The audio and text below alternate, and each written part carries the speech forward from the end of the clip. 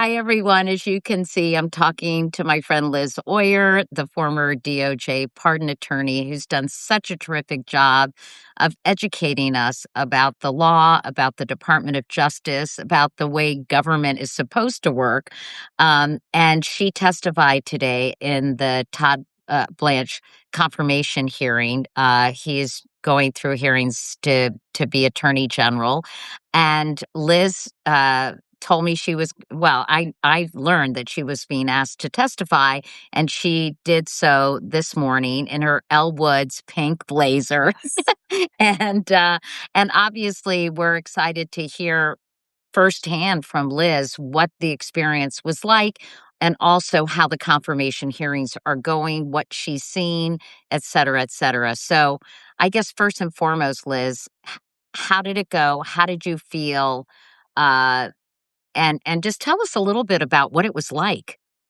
Yeah, I mean, on a personal level, it was just really exhausting. As I was mentioning before we jumped on here, I was really anxious about going in there and testifying, and it's because it's essentially a decision I made to take on one of the most powerful people in the country. And I did it because I felt like it was really important for our country, for our future, that I get up there and share my story, share my perspective, and try to bring some sense into this process. But it was really scary. I mean, I really haven't slept for the last couple of days. I've been thinking about, what will he do to me if he gets confirmed and I'm the person who spoke up against him? What's he going to do to me and my family? He's somebody who put my family through the ringer once, and we got through it. And this time it could be worse because he's got nothing left to lose. He will be confirmed in that position. So I'm honestly, it just made me genuinely incredibly nervous and scared to go in there and share my story. Um, How and did it your was family exhausting. Was your family encouraging? I know you have a son, Yeah. who's, looking at colleges, and I know your Yeah. husband. I don't know your husband, but I know you're married, and I'm curious how they felt about what you did. They were incredibly supportive of it. They were actually both there. My sister and my good friend were there as well. So if you see any of the clips from it, the four people sitting behind me are my family and friend, and it was great to have them there. I think my son actually was a really interesting learning experience for him as a 17-year-old. I think he was actually a little bit dismayed by how these things actually go. I mean, he said to me afterwards that he was just shocked by the questions that I was asked by some of the Republican senators, which were just so inappropriate and really performative. And it was just interesting to see through his eyes as a 17-year-old what he made of how our Congress actually works. It's a lot of grandstanding and performance theatrics that really aren't intended to get to any truth. Yeah, we'll talk about some of the questions and some of the Republicans who challenged you the most. For people who, whether for whatever reason, maybe they were working or taking care of their families, weren't able to watch the hearings. Yeah. So the way the whole thing worked, yesterday was Todd Blanche's testimony. The whole day was devoted to him, and the senators all got a turn to ask him questions. And then today there was a panel of outside witnesses. The majority got to select three witnesses, and the minority, which is the Democrats, brought in two witnesses. I was one of those witnesses, along with Danny Bensky, who is an incredibly brave and thoughtful Epstein survivor who shared her story with the committee as well. And the panel format allows each witness to make an opening statement for 5 minutes, and then allows the members of the committee, so Republicans and Democrats, to go around and question the witnesses for 5 minutes, and they can decide how they want to spend their time, which witnesses they want to ask questions of. And I got a lot of questions. A lot of the questions of the Republicans were aimed at me, I think, because my testimony was damaging to Todd Blanche's credibility, and because they felt like they needed to do everything they could to try to discredit me as sort of like a Biden administration partisan. which isn't true. My job at the Justice Department, as I've spoken a lot about, is a non-political career position where I serve under any president, regardless of party. But that was really the focus of the questioning of me. In fact, there were some exchanges. Todd Blanche sort of said that your account of how and why you were fired wasn't true. Is that tell us about that and the discrepancy in his his view. And I thought your testimony was incredibly powerful. You were very direct, as you always are, and you called him out for lying repeatedly. And you Yeah. gave, you had the receipts too, right? Yeah, he lies very casually when it's convenient. Yesterday, in his testimony, he sort of selectively answered questions based on what he felt like he wanted to talk about. He would say, "I'm not allowed to talk about that," and then he'd turn around and talk about something the next minute that sort of the same principles apply. But, regarding my firing, he gave an explanation that I've never heard before yesterday. He said that he fired me because of recommendations concerning clemency that I made during the Biden administration. I've been litigating with the Justice Department for over a year over my firing, and they have said in the past that the facts are not in dispute. And Mr. Blanche made up sort of out of thin air this new explanation that he provided about firing me because of the recommendations I made at the request of the previous president. Doesn't really make any sense. It was seemingly made up on the spot, but that became then the focus of the questions I got today from a couple of Republican senators. And Josh There, Hawley and Eric Schmidt in particular, right? yeah, yes, yes. It sounds like So you did see some of it. tell us about their questions. And Julia, my producer, and we've been covering your testimony, and she always prepares me to talk to you, Liz. Said that they didn't really give you an opportunity to answer the questions, which was must have been doubly frustrating for you. Yeah, it was definitely a strategy. So I got some sort of probing questions from Senator Grassley, who's the chairman of the committee first, and I think I kind of nailed my answers there. I answered them pretty well. So I think I think that the other 2 decided, well, we can't let her speak. We just need to talk over her for 5 minutes because she might actually be able to answer us or explain herself, and we don't want her to do that. We just want to grandstand, make our point, make it sound like she is a Biden partisan hack, and they were able to basically just speak over me for 5 minutes, without letting me actually respond in any way to what they said. And what was so shocking to me, after Josh Hawley concluded his questioning, I said Questioning, his questioning, yeah. grandstanding. I said something to the effect, "I assume those were rhetorical questions and you're not actually looking for an answer from me," because, he didn't give me any opportunity to answer. And he got angry, and did some more performative theatrics, and then he turned off his mic, and after, he turned off his mic, he mouthed to me very conspicuously, "You're a disgrace." Wow. Yeah. Yeah. Turn the mic off, and then in, exaggerated lip movements, mouthed, "You're a disgrace," to me, as if the hearing was about me. I mean, the hearing was about Todd Blanche, the person who has disgraced the role of acting attorney general, Todd Blanche. I didn't get any questions about Todd Blanche from any of the Republicans on the committee. I got only questions about me and about the Biden administration.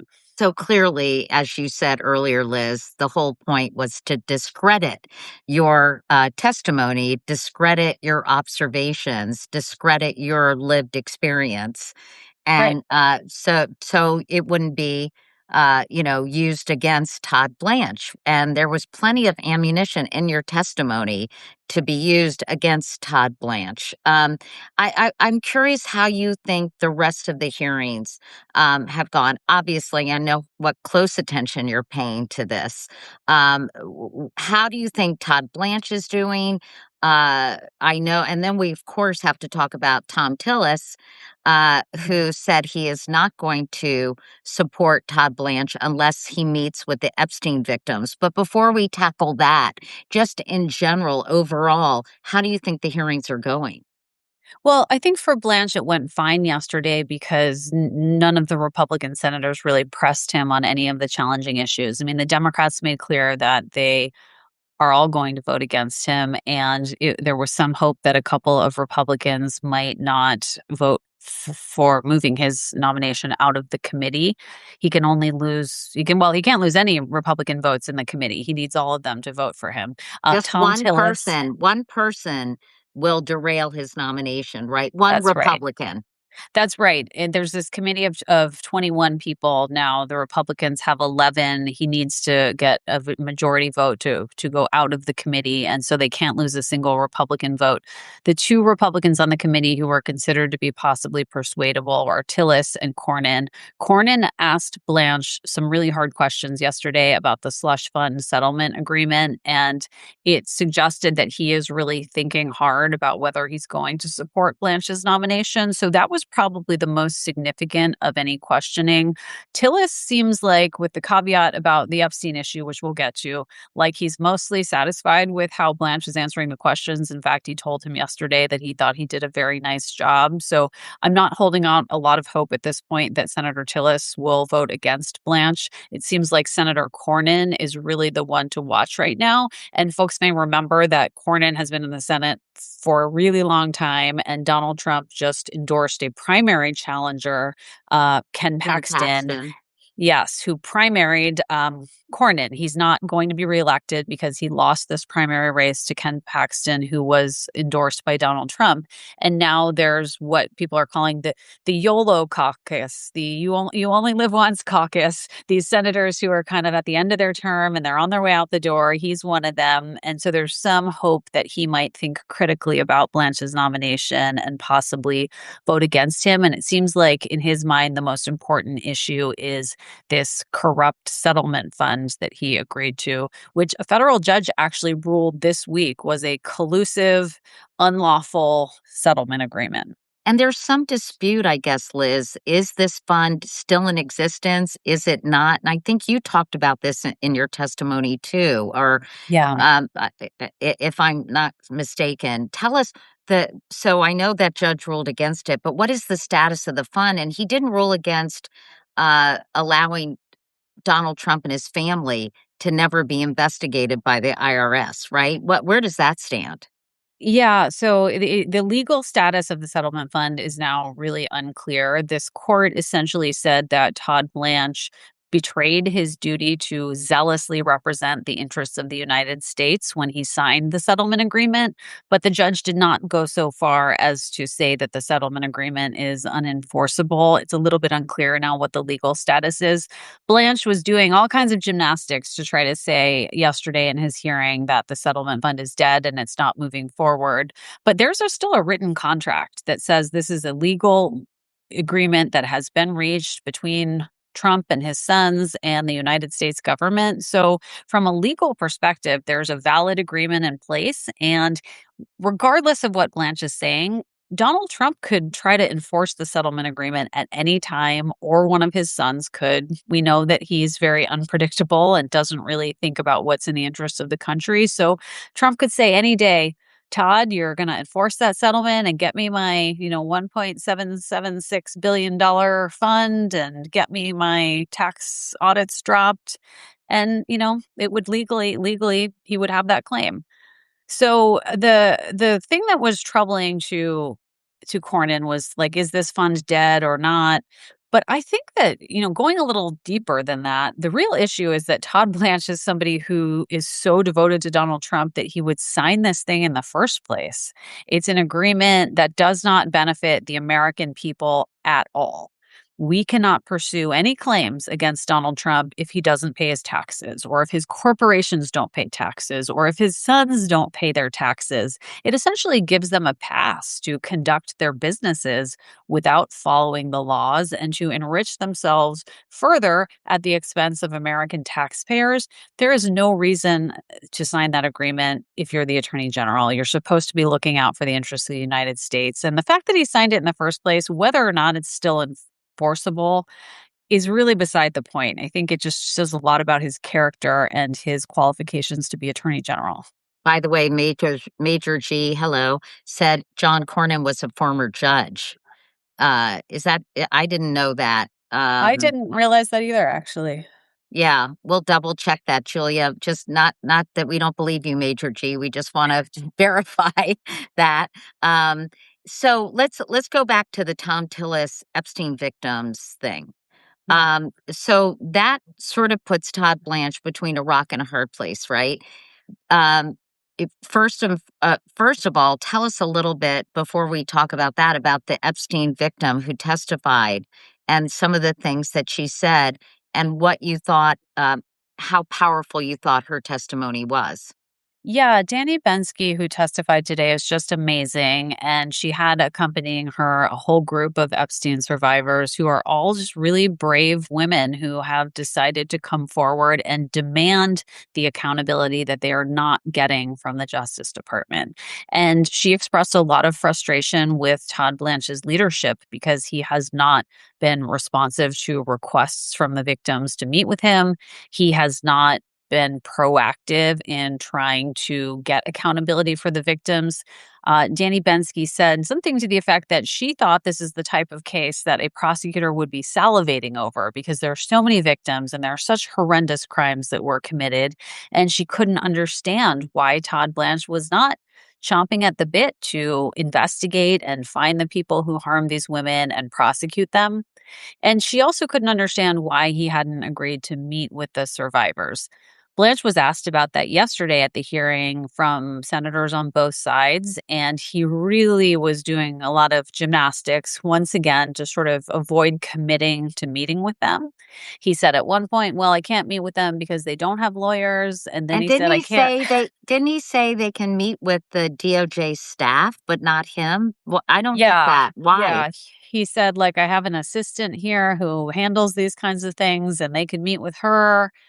And then he sort of pivoted to, well, they do have lawyers, so I can't meet with them. I don't know if it's that they do or that they don't. That's a problem. But he was all over the place in terms of answering this. But what was clear is that he would not commit to meeting with these victims. And then in the middle of the hearing today, Tom Tillis, who had been out of the room for much of the proceeding, kind of popped in and he said, like, I have something to say. And the thing that he wanted to say is that he has decided that he wants to get to yes on Blanche's nomination, but he cannot vote yes unless Blanche meets with the Epstein survivors. So he basically gave Blanche an ultimatum. You need to meet with these women in order to get my vote, and you need to do it before the vote, which is possibly going to happen 2 weeks from now. And that's fine. I mean, that's good that Senator Tillis thinks that Blanche should have this meeting, but why does it take a gun being put to his head to get him to do the right thing? And Why does it also, have to be yeah. it could be such a pro forma meeting, like, "Hello, we're working on your case," like, without any kind of even the beginning of a resolution for these victims.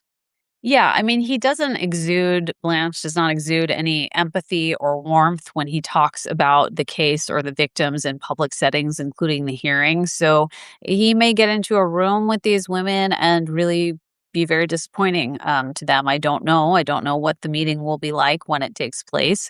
It sounds like it may be happening this afternoon that he's Oh, meeting with the really? survivors of Capitol Hill. Yes, there have been some. His office is saying that he's on the Hill having some other meetings, which are probably follow up on the confirmation hearing with senators who will be voting. And it sounds like his office is now trying to coordinate a meeting with the survivors at the instance of Senator Tom Tillis. So basically, what we know about Blanche is that he's willing to do whatever it takes to get this job as Attorney General. He's not willing to do the right thing because it's right, but he's willing to do it if he has to get what he wants, which is to be the Attorney General. I watched Adam Schiff question him, and it was brutal. Basically, he said, "What happened to you?" As a former prosecutor for the Southern District of New York, right? What the person you used to be, the lawyer you used to be. In Mhm. fact, I put it on my stories just because I thought it was so powerful. Who else do you think did a really good job on the Democratic side of kind of exposing Todd Blanche, his lies, and the fact that he is, slavishly devoted to and will do whatever Donald Trump tells him to do. Oh, geez. I mean, I thought that all of it there's just so much material with Blanche that it's hard to choose who stood out in particular. I mean, there were many lines of inquiry that are really pretty damning in terms of his qualifications to be the attorney general. He was asked about his firings of career lawyers at the Justice Department. He was asked about the corrupt meeting with Ghislaine Maxwell and then orchestrating her prison transfer. He was asked about the revenge prosecutions he's been pursuing on behalf of Donald Trump. Like And he James Comey, for example, Letitia James. Yes, yeah, yeah, and he really doesn't have any compelling answers whatsoever to any of those questions. He has expressed this view that in legal speak, it's called the unitary executive theory. It's the idea that the president is above the entire executive branch, so whatever he says goes, and if the president says, "Prosecute my enemy," you've gotta do it. And Blanche embraced that as law. I mean, that's his belief is that Donald Trump has the power to dictate what he does or does not do. And he did nothing to dispel the notion that he is totally beholden to Donald Trump. He did actually say at one point, "I'm not a yes man," but he really provided no evidence to support the idea that he's not a yes man. I think we all know that he is. So he couldn't give one example of No. when he disagreed with Donald Trump and told him, "No, sir, I can't do that," or "That's not what the law says, blah, blah, blah." Yeah, he did not give one example of a time when he has disagreed with Donald Trump or persuaded him not to do something corrupt and illegal. I'm gonna let Liz go in just a few minutes because she's exhausted and badly needs a nap and probably a cocktail, I imagine. But, if you all have questions for her, please put them in the comments, and I wanna do some questions from social. Did you sense that the testimony was getting through? Did you sense that your testimony was getting through to the Republicans in the room? It sounds to me like, John Cornyn seemed persuadable. Yeah, so I would love to say that I felt like my testimony was getting through, but I didn't feel like it was getting through to the Republicans. They're actually the way these hearings work is kind of odd. The senators pop in and out of the hearings, and when I spoke, John Cornyn was not there. He had left the hearing. A That's lot of the so weird to Republicans. me. That's so weird. Why don't they stay for the whole hearing? It's so important. Yeah, I think it's incredibly odd as well. I mean, there were times when really the only people in the room were the Chairman Grassley and Ranking Member Durbin, and the rest of the seats were just empty. There were staff that were sitting up there kind of in lieu of the members of Congress, but they pop in and out, and many of them pop in to ask their questions and then they leave immediately after. That's what Josh Hawley did and Senator Eric Schmidt, both of whom really just did their best to rake me over the coals. They did that and then they were immediately flew out of their seats and were out of the room. I got the distinct sense that none of these folks were trying to learn anything new.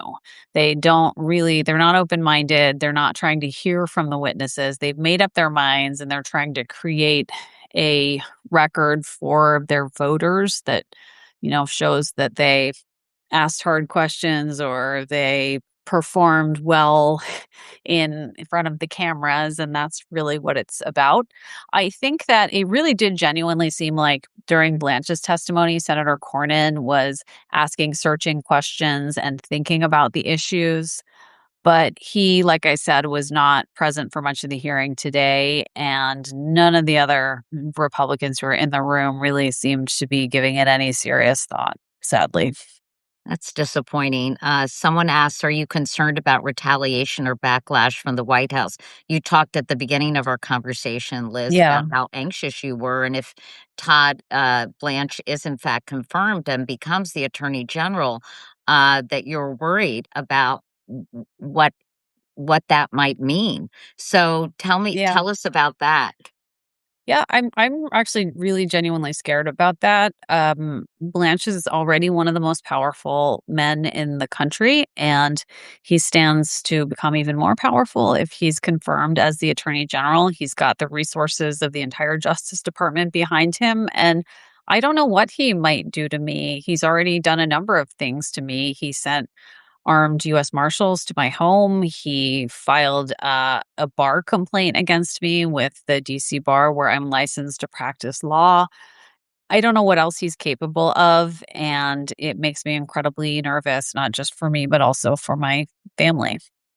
Well, you're incredibly courageous. And didn't he claim that U.S. Marshals, that that was sort of business as usual for U.S. Marshal? I mean, so insane, which was, as you said, Yeah. just patently false. Yeah, I mean, those are law enforcement officers. Like the U.S. Marshals come to your house if they're trying to arrest you. You know, if they're looking for a fugitive, they don't send U.S. Marshals in the Justice Department to deliver letters, which is what this was purportedly about. He's trying to claim that it is standard operating procedure for the Justice Department to send U.S. Marshals to deliver letters to former employees, which is absolutely preposterous, Katie. You could not find one Justice Department employee, past or present, who would say that that is normal. And someone asked, were you able to tell Congress about the Federal Bureau of Prisons change notice? People are paying attention to your work, Liz, and Yeah, what you that's have to say. amazing. Is there anything that can be done legally? Why don't you explain for people who may not be familiar what the Bureau of Prisons change notice is? Yeah, Blanche tried to sneak in a major change to the Bureau of Prisons regulations that essentially allows the Attorney General, who is now Todd Blanche is the acting Attorney General, to dictate where federal prisoners serve their prison sentence. So he could say, I like this person, let's send them to a cushy minimum security camp, or I don't like this person, let's send them to maximum security, that sort of thing. So it gives the Attorney General an unprecedented amount of discretion over something the attorney general has never been involved in historically ever, for good reason. He's not an expert to know what type of facility someone should appropriately be housed in if they're in prison. That issue didn't come up in the hearing today, but what did come up was Ghislaine Maxwell's prison transfer. Senator Cory Booker asked, and I had the opportunity to explain how absolutely shocking it is that this convicted sex trafficker of children would be transferred to a minimum security camp after she had this 2-day meeting with Todd Blanche in which she gave statements that purported to exonerate President Trump from any improper behavior with Jeffrey Epstein. Let's talk about what happens now. So, is it over? Is it are his hearings over? Do they continue? I should know this. I'm sorry, I don't. So the hearing itself has concluded, and the next step in the process is the senators have the opportunity to send written questions both to Blanche and to the outside witnesses. And those questions then will have a certain deadline for response. They go back to the senators. That gives them the opportunity essentially to ask follow up questions if there's anything that wasn't adequately answered in the hearing itself. And then they will take a vote at some point. Senator Tillis mentioned today that he thought perhaps 2 weeks from now is when there could likely be a vote on this. I don't know all the ins and outs of how they decide when votes take place, but I do know that they're trying to vote on it before their August recess, before You they know, adjourn for the end of summer.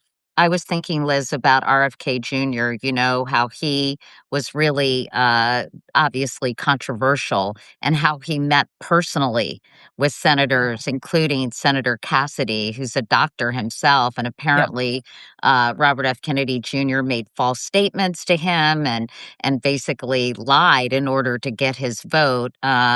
I'd love to interview Senator Cassidy about that at some point. But will Todd Blanche have an opportunity to set up one-on-one meetings with some of these senators to try to get them in his corner, particularly like John Cornyn and Yeah. Tom Tillis? Yeah, he's already doing that. He's actually pulling out all the stops to try to get the senators who are kind of on the fence on board. Blanche actually spent 3 days last week in Alaska, lavishing, Alaska with praise and, special treatment because he's trying to shore up the vote of Lisa Murkowski. I mean, he literally traveled to Alaska last week to try to make sure that he gets Senator Murkowski's vote. She's somebody who expressed some reservations about him, particularly related to his handling of the Epstein files. And that's a pretty extreme example. He's also been up on the Hill meeting regularly with the senators whose votes are potentially in play and doing everything he can to try to shore up support. It will be so interesting. I'm watching John Cornyn. Sounds like, Tom Tillis gave himself a little out, right? To try to make a stand and then to let him, to vote yes so it can go to the full Senate. But John Cornyn may not be such a sure thing. And but before we go, because I know you helped people understand what they could do if they wanted Todd, wanted to express their displeasure and opposition to Todd Blanche as the Attorney General. What can people do? Can you just remind us, Liz? Yeah, the best thing that people can do at this point is call or write their senators, especially Senator John Cornyn. Even if you're not his constituent, you can reach out to Senator John Cornyn and ask him not to support Todd Blanche's nomination. There are still, there's still some other senators potentially in play. As far as the committee vote, it really will come down to Cornyn and Tillis. I think Tillis is going to vote for Blanche based on everything he said, but Cornyn still seems very much in play. So I think it would be a very productive use of anyone's time who has the bandwidth to call or email Senator Cornyn's office and urge him to vote against Blanche. If the nomination gets to a full floor vote, there are a couple of other senators who may be in play as well, including Lisa Murkowski and Bill Cassidy, who you mentioned, who's also on his way out of the Senate. There was some thinking that because Mitch McConnell was on his way out of the Senate, his vote might also be in play. We now don't really know what's going on with him and whether he'll be able to vote at all. Yeah. But for the moment, I think the most productive action item is to reach out to Senator John Cornyn of Texas. Do you think are there any other Republicans if it goes before the full Senate besides Murkowski, Cassidy, um, and obviously, who knows what's going on with Mitch McConnell, but anybody else who seems persuadable of the full Senate? Well, there's the eternally blowing in the wind, Susan Collins, who, I was going to say, what about Susan Collins? Because she's running for reelection. yeah. I wonder. I wonder if she'll feel a little pressure emboldened, or she usually just caves at the last minute, right? Yes, that's exactly right, Katie. I mean, she's up for reelection, and so there's some thought that she might be persuaded by some of the issues that are concerning to people in the middle, including the Epstein files and the complaints of the Epstein survivors. So, in theory, her vote is also in play. I don't like to hang my hopes on Susan Collins, but Yeah. we'll see. By the way, 202-224-3121. I have that burned in my brain from when I was a Amazing. reporter. That is the Capitol Hill switchboard, everyone. 202-244-22. Wait, 22. Wait, sorry. This is going to, I just don't want to tell you guys the wrong thing. Um, 224, I think. Hold on. Let me just I'm just double checking you guys. I thought it was very 202-224-3121. And as Liz said, let's flood John Cornyn's office with phone calls to express our displeasure at the prospect of him voting to confirm Todd Blanche as Attorney General. Liz, listen, I know I'm going to say goodbye because you're exhausted. I think I speak on behalf of everyone watching that you are a real profile in courage.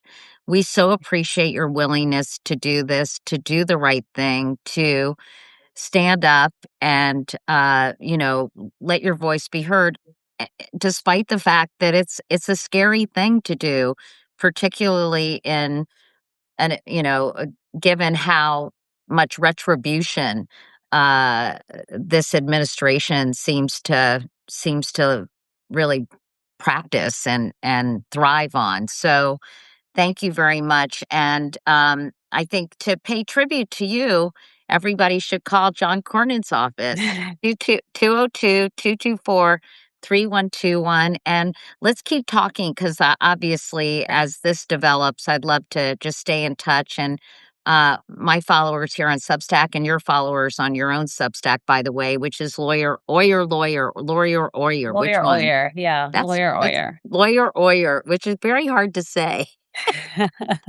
Anyway, well, listen, I hope you get a good night's sleep and, Thanks, Katie. go enjoy some time with your family, and thanks again for doing this, Liz. I'm so grateful.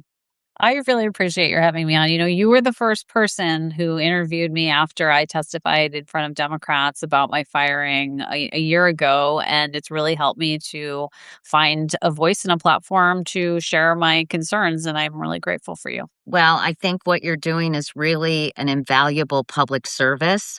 I think the way you explain things, very directly in ways that non-lawyers can understand is truly appreciated. So keep up the good work, Liz, Thanks, and, Katie. go have a cocktail. I will do that right now. Thank Okay. you. Bye. Bye. And I just want to say to everyone, thank you so much for watching. I hope you all will take to heart. I'm going to actually call John Cornyn's office right now, uh, and and you can just leave a message. And one thing I remember when I was interviewing Senator Mark Kelly, I did a documentary on gun violence, and the one thing that, he and Gabby Giffords, his wife, told me is that they really pay attention. Members of Congress really pay attention when they get calls, and they get, calls from either constituents or people who live in other states. They take note of it. I think sometimes you feel like they're not gonna care if I call, but according to Mark Kelly and Gabby Giffords, they actually do. So, um, I'm gonna as soon as I get hang up from you all or finish this conversation, I'm gonna go ahead and call John Cornyn's office. Let us know. Isn't Liz great, by the way? She's so smart and she's so like level-headed. I really like her. Let us know anybody else you want us to talk to. We're trying to book Senator Cassidy. Be great if John Cornyn would talk to us. I don't think that's gonna happen, or Tom Tillis. And again, I know I sound like I hate doing this, but anybody wants to subscribe, uh, to our to be a paid subscriber, a so-called friend with benefits, LOL, we are always grateful if you decide to do that, because I have a whole team of people. We have to book people, we have to do the research, we have to stay on top of all the stories that are going on, which is really difficult. I could never do it on my own without my extraordinary team of people who help. So that's it. I'm talking too much. I'm going to leave you now. See you next time. Bye.